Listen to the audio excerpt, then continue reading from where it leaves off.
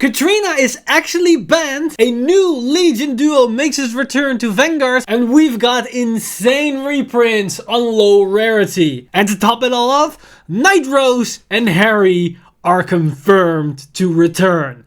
Today, we've got a lot to talk about.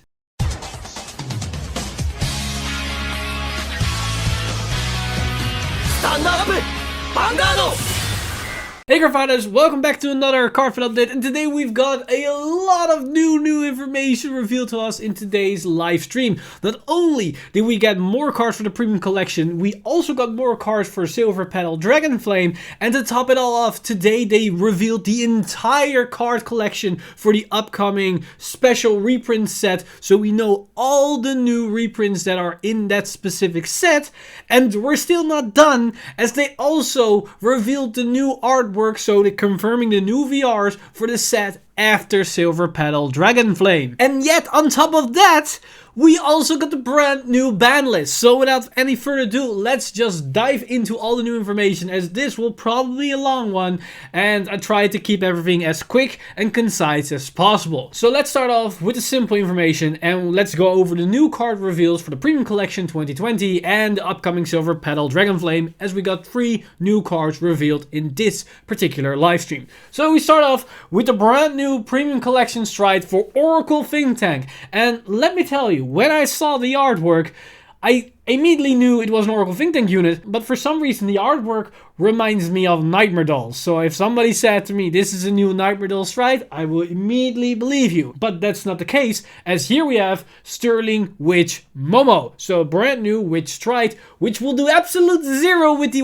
Witch archetype, as her ability is auto in Vanguard Circle. Once per turn, when it attacks, costs counter +1 and turn a card from a G-Zone face up. Discard up to 3 cards from your hand, and for each card discarded, 3 of your front row units get power +10k until the end of turn. If you discarded 3 cards, at the end of the battle, stand this unit and it gets drive -2. So we now get a restander in Oracle Think Tank. I believe this is the very first restander they get actually access to. So this is pretty solid, as it's just a generic stride option for every build to go into. And it's pretty strong, as you can give the entire front row a potential +30k. So that means this unit on her own will swing for 57k on the first attack, and probably higher on the second attack if you're gonna boost it or get some triggers, as you have a total of 4 drive checks in both attacks combined. And not only that, because this card powers up the rearguard columns as well, this can be very strong with some nasty guard restrict attackers like Silent Tom, for example, which will give you a very aggressive and solid first stride option to go into, as Oracle Think Tank didn't really have an aggressive first stride option besides Stillwater, but Ichikishima is only good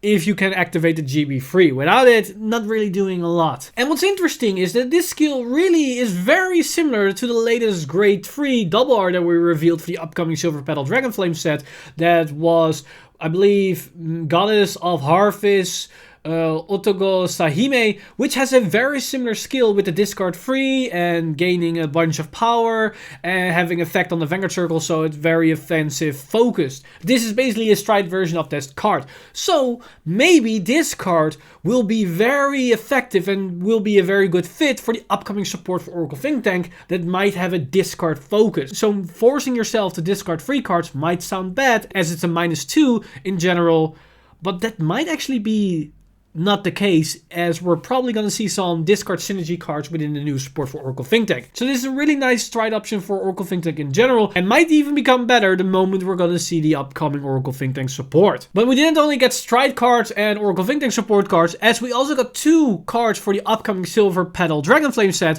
and both of them are Dementia Police cards. And they are a very pleasant surprise, as we've got this Grade 2 Metalborg Urbustar. Yes, Metalborgs are officially making their return. We already saw the starter with the new starter for that particular set, but that could have just been a one-off. But now we're seeing actual Metalborg support. And with Urbustar returning, we're probably going to see Sinbuster as well. And Urbuster's ability is a very interesting one, as it's auto in Vanguard and Rearguard Circle when placed. If you have a Vanguard with Metalborg in this card name, cost Soulless 1, choose one of your opponent's rear guards, retire it, and this unit gets power plus 10k until the end of turn. So either you write it or call to the rear guard circle. You can activate the skill, and it's a solid skill as Soulless 1. Retire one of your opponent's rear guard, and gaining plus 10k on this unit itself is a lot of value. And if you write this as your first right target on grade 2, you can activate the skill as you have a Metalborg Vanguard, which is pretty solid, and you can call it in the late game if you have another Metalborg unit. And with its skill, we can already see that we're going to see more Metalborg cards returning. And interesting enough, this effect does synergize really nicely with the old Legion Sinbuster, as when you Legion, you place this card onto the Vanguard circle. So it's a place. It's not a right, but it's a place. So it means you can activate its ability. So when you Legion, you have a 21k base, as the grade 3 was an 11k unit itself. Then you can Soulless 1, snipe one of your opponent's unit, and get an additional 10k, making it a 31k Legion. And that will activate Sinbuster's Legion power as you get the extra guard restrict the moment you hit over 30k threshold. So it does synergize nicely with that particular Legion version as well. But we don't have to look at that Legion older version, as we also got the new Sinbuster as well. As here we have the brand new Metalborg Sinbuster grade 3. And its abilities are very similar to what we've seen in the past, as its first skill is on a Vanguard circle. When placed, search your deck for up to one Metalborg Urbuster, call to the rear guard circle, and shuffle your deck. This is similar to what we've seen with the Great and Neo Flame, where we basically have a Legion-esque effect where it searches out the other counterpart, which is really nice. So these two cards synergize really well together, and it floods the board and gets some extra good power. Because now when you write this thing, you call the Urbuster, and because you have a Metalborg Vanguard, you can utilize Urbuster's ability, Soulless 1, and also get an additional 10k on your rear guard, and you snipe one of your opponent's units, which is pretty good. But it doesn't stop there, as it also has a second ability, which is Act on Vanguard Circle. Once per turn, cost, count plus 1, and until the end of turn, this unit gets power plus 10k, and your opponent cannot call grade 1 or greater cards from his or her hand for the battle this unit attacked. So it gets a guard restrict, which isn't the best of all, as we have the Null Sentinels, and we are gonna get the new great, the 30k critical trigger, so it might not be the best guard restrict in the world, but it's basically a homage to the old version of Sinbuster, which had the exact same guard restrict. Because this unit also gained an additional 10k, it means you swing in for effectively high numbers. However, it doesn't stop here, because these two cards synergize really nicely with what we already got for DP from this set, as we have the new Triple R grade 3, which can restand from a grade 3 from hand. Meaning you can attack with that and then write into Sinbuster, which then will call out a Urbuster from your deck, which means you get 2 additional attacks. And you can achieve that without even calling on top of units, as we have the Die Dumper grade 2, which on attack can retire itself, so it opens up a spot. So what you now can do is you can go into the new grade 3 Black, use its ability to give the entire front row plus 10k, so your Die Dumper will already be a 20k attacker on its own. You can have something else in the other column, then attack with your Die Dumper, use its ability to gain an additional 10k, so it's a 30k attack, then it retires itself, then attack with Black, use its ability to rewrite into Sinbuster, use Sinbuster's on plays effect to then search out an Urbuster and call to the open spot again, and then you can basically attack with the Vanguard with the boost, attack with Urbuster with the boost, and also Urbuster's on plays effect will resolve, so you can Soulless 1, snipe one of your opponent's interceptors or whatever is left onto the field, and it gets an additional 10k, so it's a 20k unit with a boost, probably 28k. And your Vanguard will be 13k, but with all the extra force markers you're generating, it can be a 33k attack with a booster behind it, and you have to call them to the side. And what's nice about this particular combo setup is that it will also set up for your next turn when you want to go into Ultimate Great Ayusha, because Metalborg Sinbuster has the ability to give itself an additional 10k. So with the 2 force markers, you will make this unit a 43k. So that's only 2k left to become 45k to achieve the superior right of Ultimate Great Ayusha, which is actually pretty solid in my opinion. So yeah, these 2 cards for DP, pretty good. Now, with the card reveals out of the way, let's talk about the overall general information. As in the last week's Cardfight update, I talked about the festival collection that we're also going to get it in the international side of Vanguard. And at the time, we didn't know about the general reprints. We knew about the draw triggers and the starters, but not about the other reprints for each and every single clan.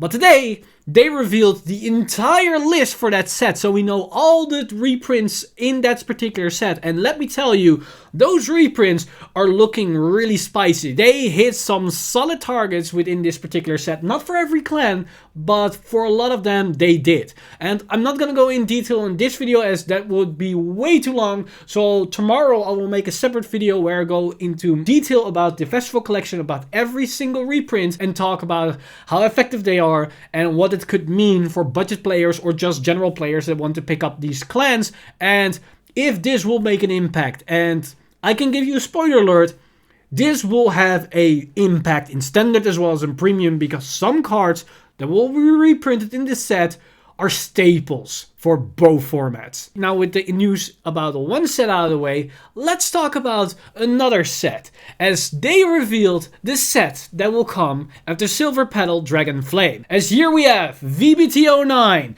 Butterfly and Magic Under the Moon's Shadow, or what I would refer to Rummy Labyrinth version 2. As yes, they confirmed that we're gonna get the return of Nightrose as well as Harri for Grand Blue and Pale Moon. But it doesn't stop there, as we can see that this set will contain 5 VR. So just like the previous set with Kagero, Dimension Police, Oracle Think Tank, we're gonna see one clan with a double VR. And in this case, that's gonna be Pale Moon, because they revealed all the other artworks of all the VRs in this set. As we're gonna get the return of Silverthorn Dragon Empress Venus Lucriere, as well as Shaharot Vampire and Stealth Rogue of Revelation Yashui. Or Yashui. And for anybody that was a fan favorite of their G-Era counterpart, this is gonna be a very exciting time, as Nightrose, Harri, Lucriere as well as Shaharot are very loved by their fan base. Yashui, I'm not so sure, I don't really hear a lot of people talk about Murakumo in general when we're referring to the G-Era, but they're starting to get more popular in standard, so who knows, maybe Yashui will be pretty good as well. So with this information, we can basically assume that we're gonna see the return of all the old G-Era boss units somewhere down the line. Sooner or later, they will return. So I expect Gurgit, Victor, Fenrir, all the other cards to return at some point, as it makes sense that we're gonna see it for all the clans. Now that we got all the other news out of the way, let's talk about the brand new ban list, as we've actually got some hits, and I mean hits. We got some more bans for as well standard and premium. And let's start with the hits in standard, as they banned Violence Flanger for Grand Blue as well as Variance Hard Leg for Dark Irregulars. These bans might sound weird right now, as these clans don't really do much in standard at the moment, as it's all a Vanquisher and Revan party out there. But it makes sense, because we're going to get new support for Grand Blue and Dark Regulars, and it's very likely that those supports might break these cards. And these cards themselves are already on the point of being really annoying or toxic to play against, as both these cards can create a no-guard scenario and just win the game out of nowhere. Flanger is already annoying with Greed Shade in the mix, because Greed Shade itself can set this card up for a no-guard potential, as it can fetch out any card from the drop zone to your hand so that you then can discard with Flanger. It's possible that we're going to see another Greed Shade in this set. Maybe even Nightrose can be a somewhat of a Greed Shade card that can fetch you any card from the drop zone. If such a thing might exist or come to Grand Blue, then Flanger can be really annoying and can be really detrimental to the game. Same as with Hard Lag. Hard Lag is a card that can basically make a scenario where your opponent can just do nothing, because it gives the guard restrict to every attack, and because we have multi-tech potential on Dark Regulars with NOK and Master Fifth, that can really be annoying, especially if they can set that card up very early and consistently. And with new support coming soon, that can be the case. And Bushrod also announced that these were the main reason why they banned these cards, because with upcoming support or just support in general, these cards might break sooner or later, because it makes it really annoying to develop newer cards Well, they also need to keep in mind that these cards exist. So that's why they just outright banned these cards for standard. Now, if we go to the premium side, we've got what everyone was hoping for, as we've got the ban for Katrina. Katrina is now illegal. Probably was already illegal in some countries, but now it's worldwide illegal. So, what does this mean? Well, it means that Neonectar doesn't have a helmet deck anymore. They are losing this stride, but does that mean that Neonectar is outright helpless and defenseless? No.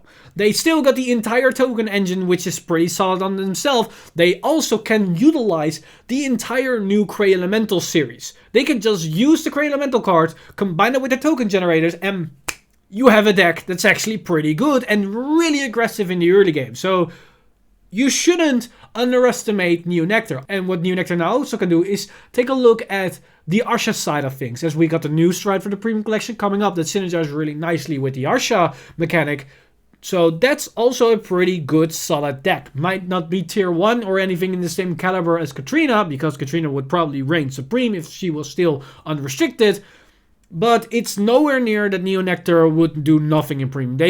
They now got solid support and solid options. Katrina was basically their easy access gateway card back in 2019. But now with the newer support and all the other cards that we got, I think Neonectar can survive without it. But in a general sense of premium, I'm not sure if this will mean that Gastille is now uncontested, as Katrina is gone. Gold's got neutered to some extent, but Gastille is walking away unscathed. So, what that means? I have no idea, actually. We have seen with the results with the Vision Cup that Dark Records and Katrina weren't dominating. So it might mean that Gastille isn't good enough anymore in this meta, or it's just not fast enough or not consistent enough. But maybe with Katrina out of the picture, Gastille might do actually something. So we have to wait and see what that means once the actual tournament season starts to pick up and we can see the result of this new ban list inactive in an actual competitive setting. But that's basically all the news that we got today. Let me know in the comments down below what you guys think of the new cards for Dimension Police as well as the new strat for Oracle Think Tank. Are you excited for the new reprints within the new Festival Collection set, as well as the reveal and the confirmation of Nightrose, Harri, Shaharot, Yashue, as well as the new Lucriere? And what do you guys think of the new ban list? Are you happy that Katrina is finally yeeted out of the format? Let me know all your thoughts and opinions in the comments down below. And don't forget to check in tomorrow when we go over all the reprints of the upcoming Festival Collection, as you don't want to miss what that set has to offer to us for either casual players, low budget players, and even competitive players that want to dabble into other decks that might be a little bit too expensive, because some top tier decks will lower in value quite significantly. As always, this video has been brought to you by our lovely patrons over at patreon.com/VanguardInsider. You guys are amazing. If you do want to support the channel or everything that's happening on the channel, then head over to patreon.com/VanguardInsider and become a Patreon today. But with that said, I'm Mr. Time Leap, and I see you guys in the next one.